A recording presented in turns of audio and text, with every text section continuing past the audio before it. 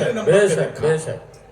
William H heart ने जवाब दिया कि पैगंबर इस्लाम की जिंदगी में एक ऐसा वाकया आया कि वो अपने साथियों के साथ कहीं बैठे हुए थे या कहीं जा रहे थे, अचानक एक शख्स रोता हुआ, आंखों में आंसू लेकर रोता हुआ दौड़ता हुआ आया और उसने कहा, सरकार मेरा 8 साल का बच्चा सुबह से गुम हो गया है, सुबह से शाम हो गई है, तलाश करते क्या बात है, क्या बात है, मुझे मिल नहीं रहा है, आप दुआ फरमा दें तो मेरा बेटा मुझे मिल जाए। बेशक बेशक।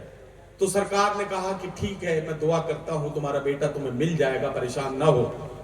और ये इतना कहना था कि तभी एक दूसरे साहबी ने आके बताया कि ऐ फला शख्स, तेरा बेटा फला बाग में अपने साथियों के साथ खेल रहा है, तो उसे जाके वहां से ले आ। इतना कहना था कि वो शख्स पलटा और दौड़ के जाने लगा। मेरे आका ने उसे जाते हुए रोका कि ऐ मेरे साहबी रुक जा, ऐ मेरे जानिसार रुक जा, तू बाग में अपने बेटे को लेने तो जा रहा है, सुबह से शाम हो गई है, तू अपने बेटे से बिछड़ा हुआ है। इस वक्त जब बाग में पहुंचे तो अपने बेटे को बेटा कह के आवाज मत देना, बल्कि उसे उसके नाम से पुकारना। तमाम सहाबी जितने भी वहां मौजूद थे सब चौंक गए कि सरकार इसकी क्या वजह है। मेरे आका ने फरमाया कि ऐ मेरे सहाबी, तू सुबह से अपने बेटे से बिछड़ा हुआ है, इस वक्त तेरी मोहब्बतें आसमान को छू रही हैं, तू अपने बेटे को बेटा कह के पुकारेगा तो आवाज तेरे गले से नहीं तेरे दिल से आएगी, और हो सकता है उन बच्चों में कोई यतीम बच्चा भी उसके साथ खेल रहा हो, जिसे बाप की मोहब्बत न मिली हो। क्या बात है, क्या बात है। तो अगर तेरे बेटा कहने से किसी यतीम का दिल तड़प उठा तो तेरी अब तक की सारी नेकियां बर्बाद हो जाएंगी। इसलिए मैं कह रहा हूं अपने बेटे को नाम से पुकारना, उसे बेटा कह के न पुकारना। विलियम एच हार्ट ने कहा कि ऐसे सैकड़ों वाकयात हैं जिन्होंने मुझे मजबूर किया कि मैं इस्लाम के पैगंबर का नाम पहले नंबर पे रखूं। ज़मज़म कौसर तस्लीम नहीं लिख सकता, या नबी आपकी ताजीम नहीं लिख सकता, क्या बात है, भी जोड़ू राहत, आपके नाम की एक मीम नहीं लिख सकता। क्या बात है। हज़रात गिरामी, मैंने बहुत वक्त ले लिया, अब गजल के दौर का आगाज करता हूँ। गजल के दौर में पहले शायर से आपकी मुलाकात कराने जा रहा हूँ। नौजवानों दिल थाम के बैठो, क्या सच्चाई है दुनिया में, जहां देखे इंसानियत पर जुल्म के पहाड़ तोड़े जा रहे हैं, इंसानियत शर्मसार हो रही है। हम बार बार हालात को देखकर परेशान होते हैं और हमें इस तरह के शेर कहने पर मजबूर होना पड़ता है कि चरागों के सफर में दबदबा हो आंधियों का, तो फिर अंजाम जुल्मत के सिवा कुछ भी नहीं है। ये दुनिया नफरतों की आखिरी स्टेज में है, इलाज इसका मोहब्बत के सिवा कुछ भी नहीं है। ये दुनिया नफरतों की आखिरी स्टेज में है, इलाज इसका मोहब्बत के सिवा कुछ भी नहीं है। अभी मैं देख रहा था कि हमारे साबिक एमएलए शिवजी राय साहब इस्तकबाल कर रहे थे मेहमानों का। 2 लोगों में आपस में साले और बहनोई का रिश्ता बताकर हल्की फुल्की मजाक हो रही थी। मैं देख रहा था कि यही तो वो हिंदुस्तान है जिसका हम ख्वाब देखते हैं। हम दावा यूं ही नहीं करते, बल्कि दावा करने की वजह यह है कि हम ये जानते और मानते हैं कि हवेली झोपड़ी सबका मुकद्दर फूट जाएगा, अगर ये साथ हिंदू मुस्लिमों का छूट जाएगा। दुआ कीजिए कि हम में प्यार के रिश्ते रहें कायम, ये रिश्ते टूट जाएंगे तो भारत टूट जाएगा।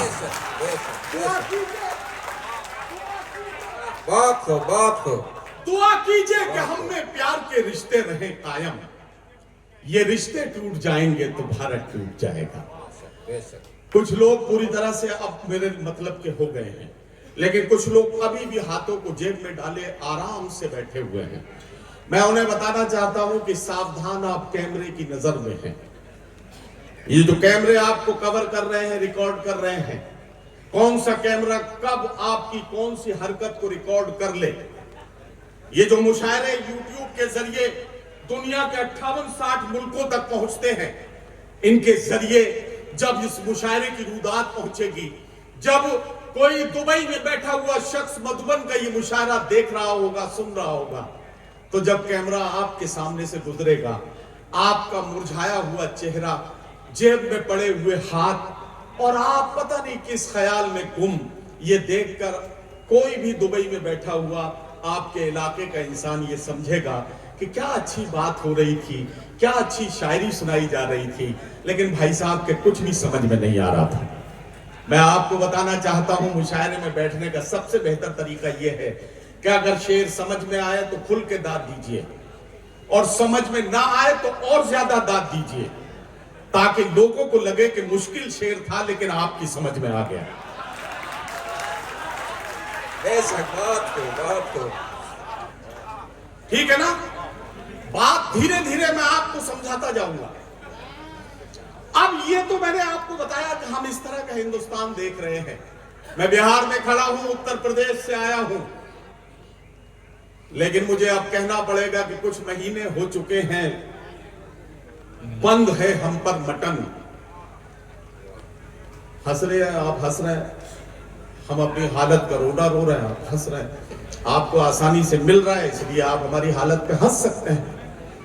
کچھ مہینے ہو چکے ہیں بند ہے ہم پر مٹن, دعوتوں میں کھا رہے ہیں بھنڈیاں اہل سخن, کھا کے گھوئیاں کیا دکھائیں شاعری کے باغپن, سوکھ کے پالک کا پتا ہو چکے ہیں گل بدن, نفرتوں کی بھیڑ میں دیکھو تو کیا کیا کھو گیا, سبزیاں ہندو ہوئی بکرا مسلمان ہو گیا. نفرتوں کی بھیڑ میں دیکھو تو کیا کیا کھو گیا, سبزیاں ہندو ہوئی بکرا مسلمان ہو گیا. لیکن حضرات گرامی, حالات چاہے جیسے ہو, محبت کرنے والوں کا طریقہ یہی ہے.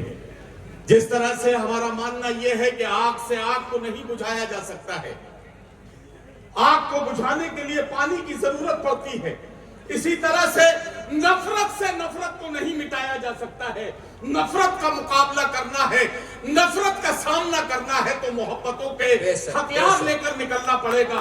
نفرت کا مقابلہ کرنے کے لیے صرف محبت ہی وہ طریقہ اور راستہ ہے جو اس کا سامنا کر سکتا ہے. میں بڑی زندہ دلی سے یہ بات کہنا چاہتا ہوں. ایک مشاعرے میں مجھ سے ایک پترکار نے کہا کہ ندیم صاحب آپ پاگل ہو گئے ہیں.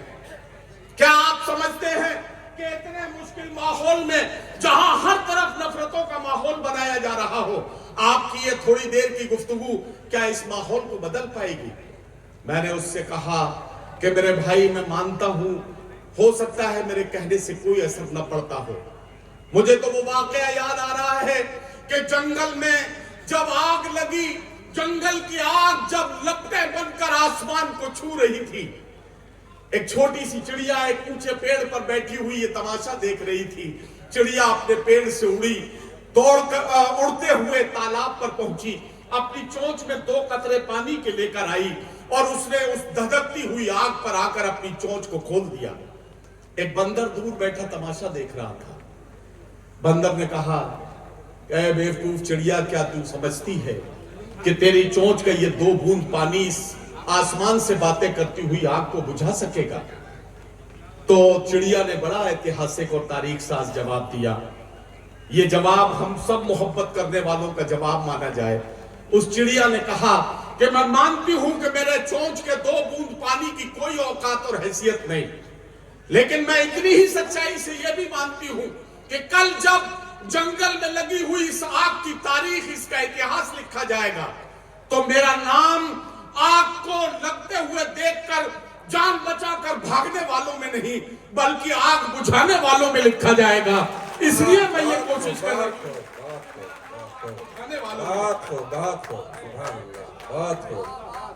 زندہ باد, زندہ باد. بہت شکریہ, بہت شکریہ. تو اب بہت دیر اب بات نہیں کروں گا کیونکہ اپنی عاقبت کو خطرے میں ڈالنا ہوگا اگر زیادہ دیر بات کروں گا. رانا رنجیت سنگھ صاحب, شیوجی رائے صاحب, ڈاکٹر سنتوش کشواہا جی, ڈاکٹر ایم عالم صاحب, منظر امام صاحب جو کمیٹی کے صدر ہیں, عاقل رحمان صاحب سچیو, اشرف خان صاحب اپ سچیو, محمد قاسم صاحب سنیوجک, نیاز منصوری صاحب آیوجک, عمران خان عرف چاندی خان صاحب کیشیئر, مولانا سرفراز صاحب اپادھیکش, محمد سید امام صاحب, گبر صاحب, علاء الدین صاحب, ان تمام ادب دوستوں کو بہت بہت سلام, بہت بہت ان کا شکریہ کہ انہوں نے آج کی اس خوبصورت سی محفل میں مجھے شریک ہونے کے لیے موقع دیا.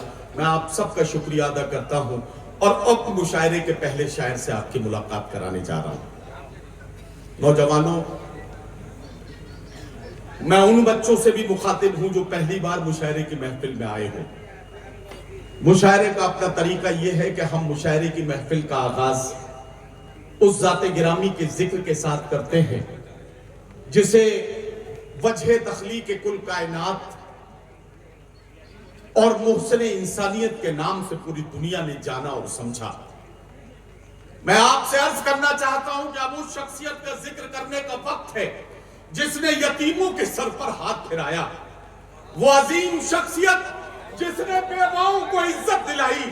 وہ عظیم شخصیت جس نے زمین میں دفنائی جانے والی چھوٹی چھوٹی بچیوں کی جان بچائی. وہ عظیم شخصیت جس نے ماں باپ کی اہمیت سمجھائی.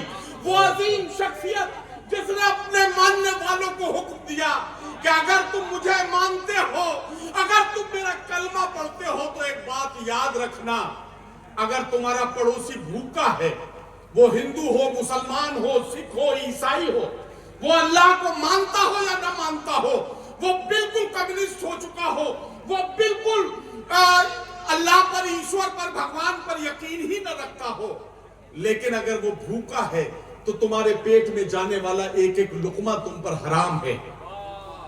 وہ عظیم شخصیت جس نے اپنے ماننے والوں کو حکم دیا کہ جس ملک میں پیدا ہوئے ہو اس کی مٹی، اس کی سرحدوں کی حفاظت کے لیے اپنی جان کی بازی لگا دینا یہ تمہارے ایمان کا حصہ ہے. ایسی عظیم المرتبہ شخصیت کا ذکر کر کے ہم اپنی مدھوبن کا تیار ہے؟ میں شاعر کو آواز دوں. اب آپ تیار ہو گئے ہیں تو میں اب جو 4